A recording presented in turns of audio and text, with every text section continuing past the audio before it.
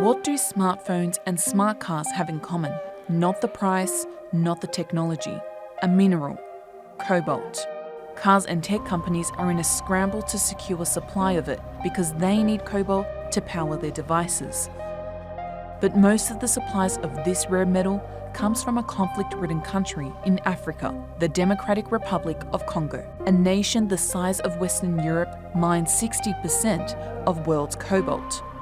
And it's not just cobalt, but gold, copper, diamonds and other precious metals. But DRC is one of the poorest nations on Earth, which has suffered decades of conflict. DRC has had a painful history of colonialism, followed by successive corrupt regimes. But its most recent crisis has roots in Rwanda. In 1994, the Hutus' genocide against Tutsis in Rwanda caused an influx of Hutu refugees and armed fighters into the eastern DRC. Some years later, with DRC support, Hutu militias began attacking Rwanda.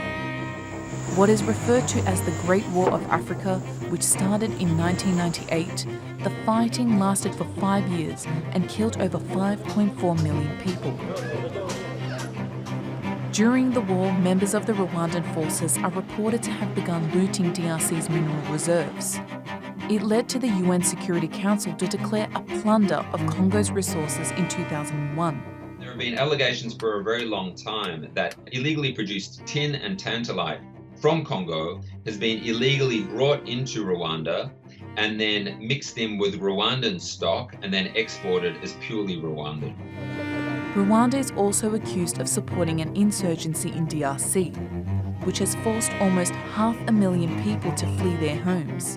The government in Kigali deny they are involved. The mining in DRC continues to provide employment to millions of people, sometimes even children, and many rebel groups continue to fight over mineral-rich regions. You need to look at these situations where government control is very weak and has allowed armed groups to flourish and to take control of territory. And in turn, those armed groups have turned to mining as a way to generate funds to buy weapons or to feed themselves.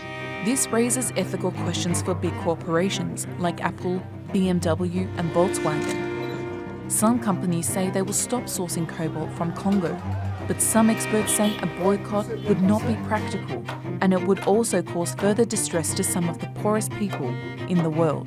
There are companies that do their best to reduce the possibility that minerals produced and traded by an armed group end up in their supply chains.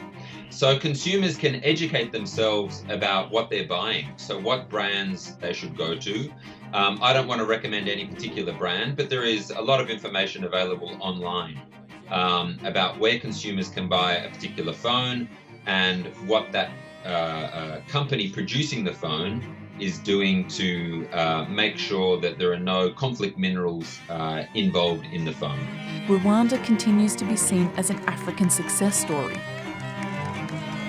as its neighbour continues its fight for basics like peace, health and a stable economy.